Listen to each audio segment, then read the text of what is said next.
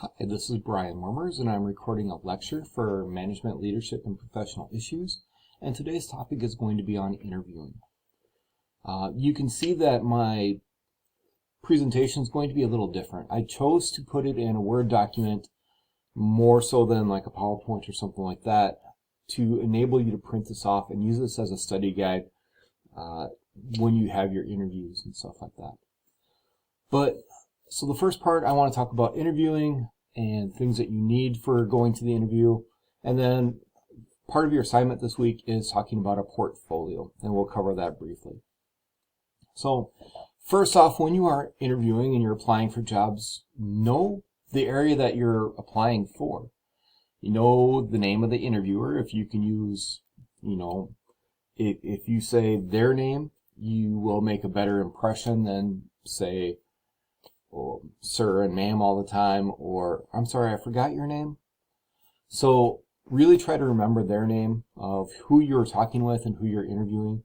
If you can figure out who the CEO is or the CNO and the leaders of that hospital and that health system or wherever you want to work at, that's important too.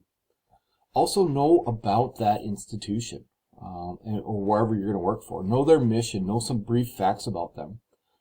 I was listening to a presentation one time, and they said the number one killer of people in an interview would be that people are applying for jobs and they don't care. You don't know the name of the company, you don't know what they're all doing, you're showing up ill-prepared with this. I've talked to some leaders in Sioux Falls, and they said one of the worst ones they had was when somebody fell asleep. You have to be actively engaged. You have to know about this institution. You have to know why you want to work there. So have that research done even before you walk through the doors, and have an understanding of what you're applying for and the place that you're trying to get hired by. Also, check your social media presence.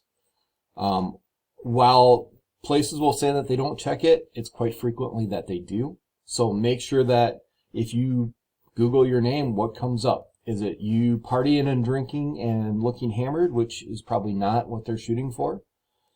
Or what's going on with this? The best example I had of this was I heard of at the University of Nebraska, their cheerleaders all went through a program in which they had a little old lady that went through their social media presence. And if the little old lady objected to anything that was on there, they were not part of the team.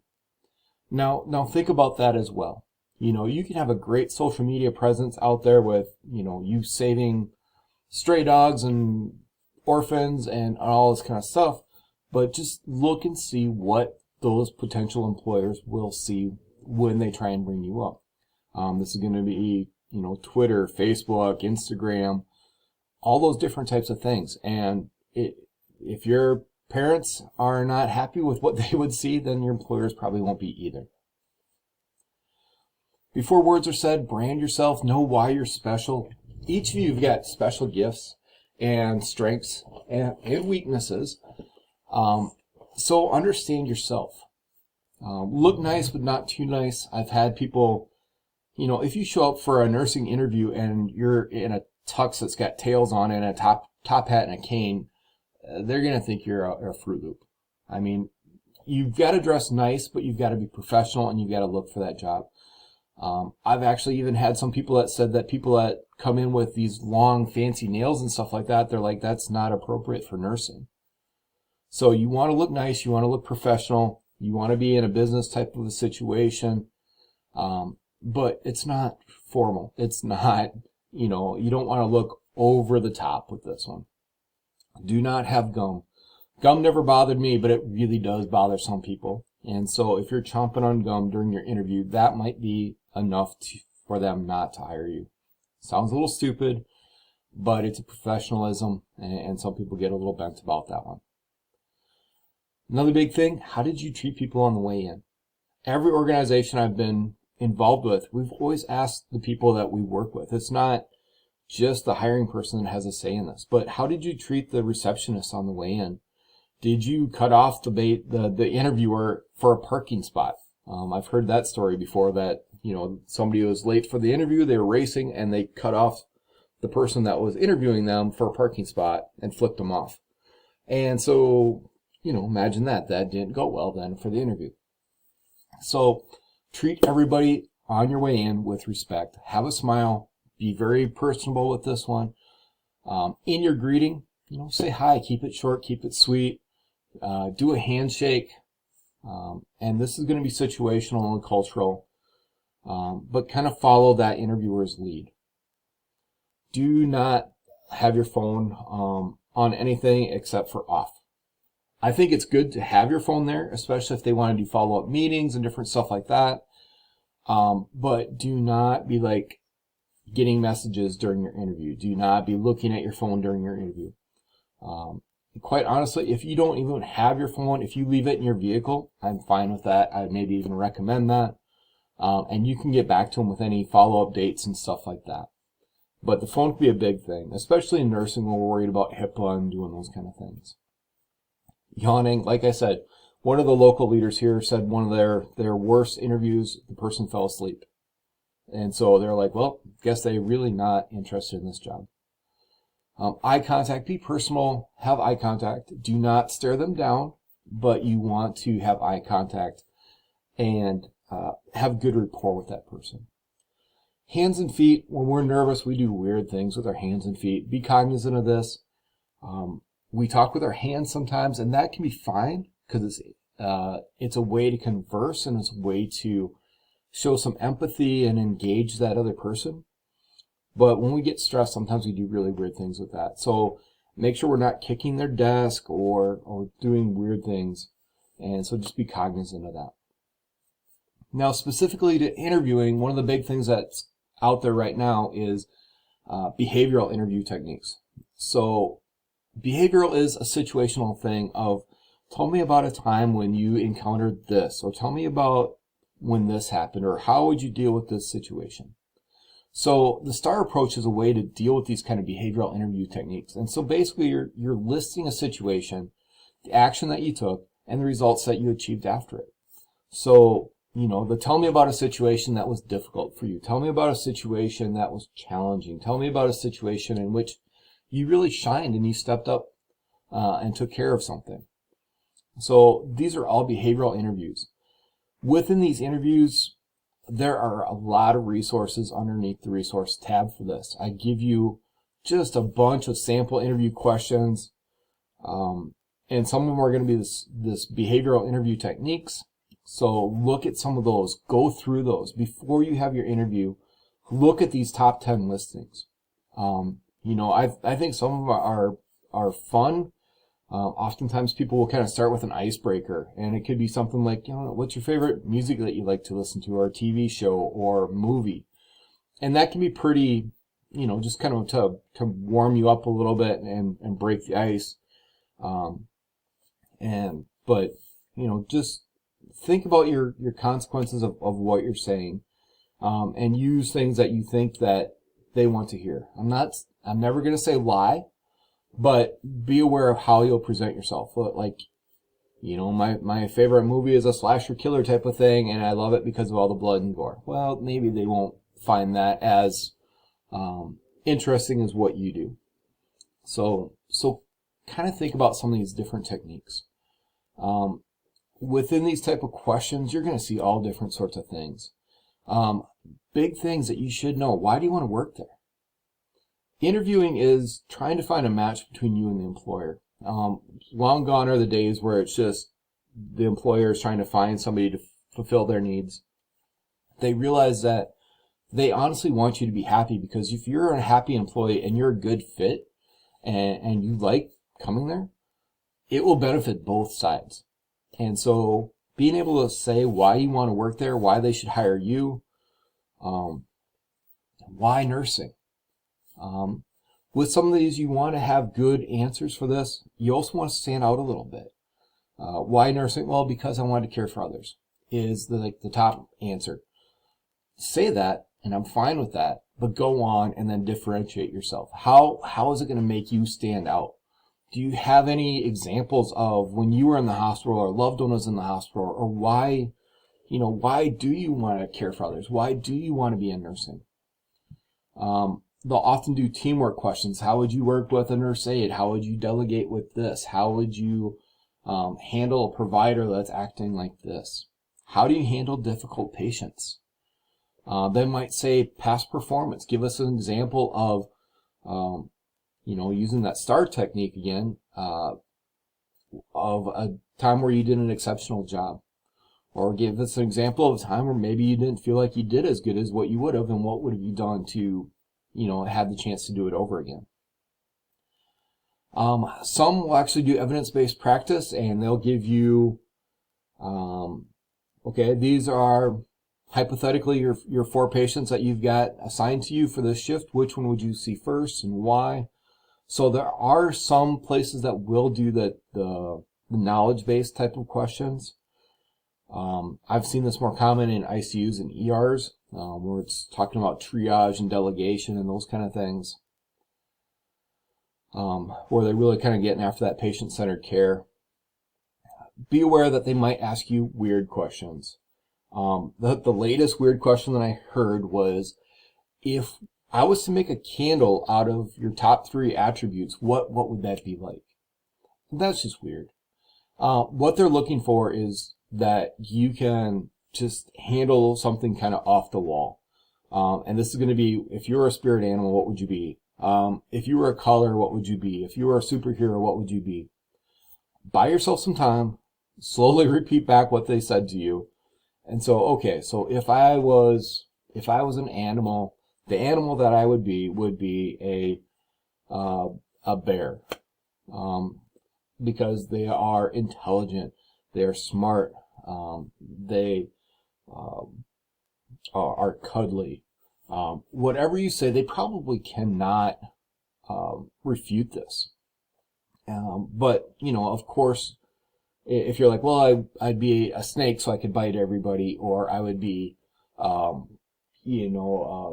mass murderer to kill people, of course they're not going to like those answers. But what they're doing with some of these weird things are trying to get to know you, and then trying to see how you handle difficult situations or awkwardness. One of the big questions is do you plan on advancing degrees? This one can be really tricky. I never want you to lie, but it takes about $80,000 to train a new nurse. And for them to train you and then leave after a year, it's not a good investment for them. So I would often leave this open and say, I guess, I don't know, I'm focusing right now on my nursing career, and in the future I can't say, but I would really like to focus in on being a nurse on your unit because of this, this, and this, and this. So when you answer these questions, answer the question, be thorough, but don't give too much away. So an example for this, one of the most dangerous questions for you is, tell me a little bit about yourself. It seems so innocuous and it seems so innocent, but the thing is that some people get diarrhea of the mouth and give too much information away. If you're like, well, I've got this healthcare problem, and my family is a mess, and this dynamic is here, and all these type of things, while they cannot ask about your medical things, your family, your anything like that, and that's getting too personal by law, if you happen to divulge that information, that's on you. And so, tell me a little bit about yourself is a very dangerous question because people will overshare. I think a good technique for this is, kind of a past, present, and future type of situation of, this is how I got interested in nursing. This is what I've done to try and get ready up until this point in time, and I'm graduating here. And in the future, I foresee myself as being a nurse on your unit and excelling.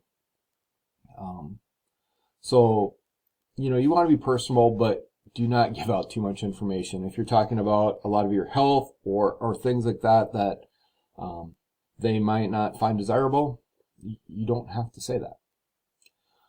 Do not bash previous employers. If you do, they're quite honestly, what's going to happen is that you're going to bash them when you're an employee there. So even if you hated working there, don't say that. You can say that you're changing occupations or changing, working at this institution because of, positive attributes. I really like the attitude of this hospital. I really like the patient-centeredness. I really like the leadership that I've met. I've had a great experience with the nursing staff. Those type of things. So be positive about why you want to work there, but don't put down previous employers. Starting off into nursing, you will have a clean slate, which is great. And so just be aware of that one. You need to ask questions afterwards. If you don't ask any questions, they kind of see it that you're disinterested. And I've actually had some of the leaders tell me that before. So here's an example of some of those questions that you can do. What are the necessary skills to do this job, or what would make me successful on your unit?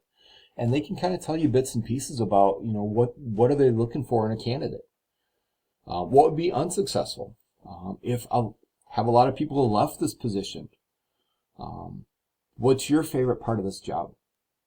I like that one a lot because it will get down to why they like working there, what kind of character that they have, what kind of work environment it is. But you can also say, what don't you like about working here? What's one of the bad things? Every job has got its pros and its cons. And so you can kind of unwrap them a little bit with those two. But go through here, look at some of these things. A big thing that a lot of people will ask, or I think you should ask, is when can I expect to hear back from you? And what should I do if I don't? Should I contact you, or what would be my appropriate steps then? Because all too often, especially new grad students, you will have an interview, and it's like contacting somebody on a date. It's like, I haven't heard from them one day. Do I call them or do I not call them? It's 2 days. Oh, is that appropriate? Or 3 days, or 1 week, or 2 weeks, or what's that time frame? So just be open and honest with them, and see what their time frame is for when you can expect a call from them. Other things with this is, units. Where will you float? What will happen if your census is low? Those type of situations. So learn about that unit. Learn about where you're applying for. And these are some great questions to always ask that. After the interview, make notes. So right after your interview, go out to your car, write things down. What was the hours, the pay, the areas that you'll work? Fully describe that so you've got those notes, because surprisingly enough, given some time, you'll forget about that information.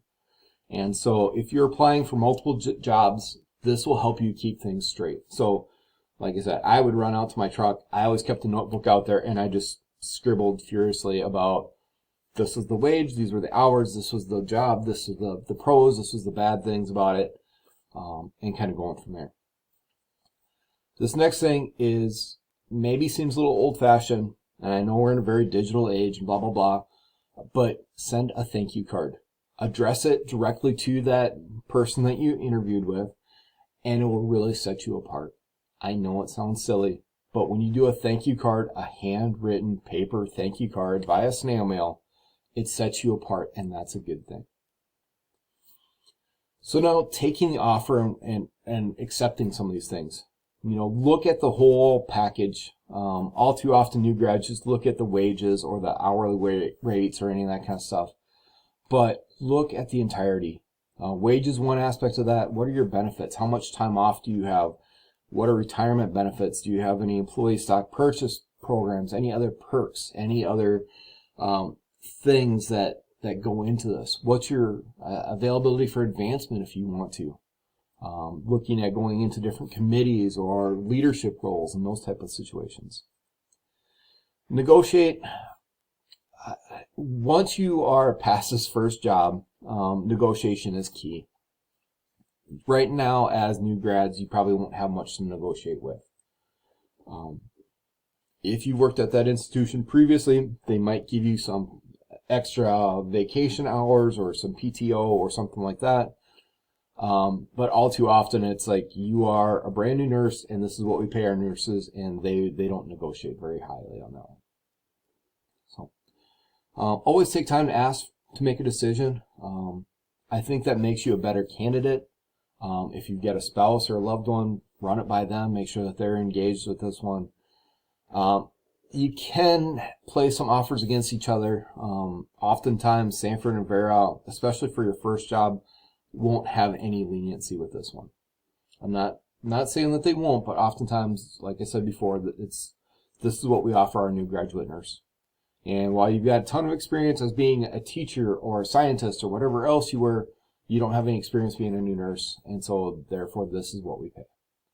Once you have a few jobs and some experience on your belt, that changes though, and always, try and negotiate and move that up. Nurses tend to be a little too nice sometimes, but I feel negotiating is an important aspect of this.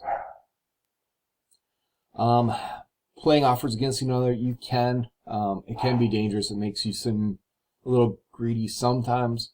It depends on how you do it. And then, talk about time off. Like, how much vacation do you get? What are those kind of things? What's it look like when you have your days off? Those type of situations. Finally, for this one, discussing accepting different positions.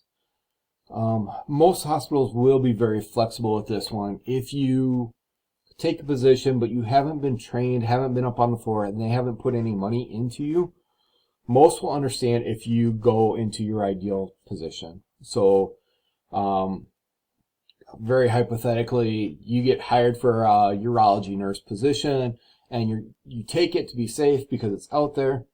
But then your ideal position of working in Peds ICU is available. Most people will understand before you put the time in.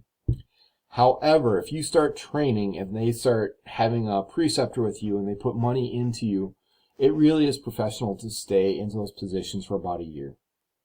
I can give some examples of, talking with the leadership, even with our students and stuff like that. For those people that left, I know some people that have been blacklisted at different institutions because they jumped a little bit too soon.